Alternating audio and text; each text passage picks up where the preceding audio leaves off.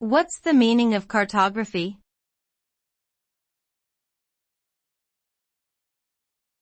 Cartography.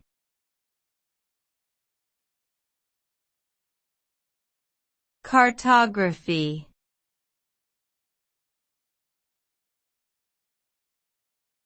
Cartography.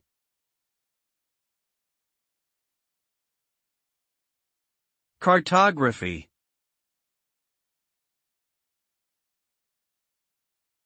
Cartography refers to the study and practice of creating maps.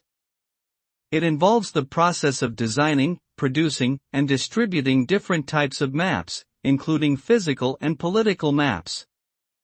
Cartography plays a vital role in many fields, such as geography, urban planning, and navigation. The result of cartography is a visual representation of geographic information, which could be used to analyze and understand spatial relationships between different locations and areas.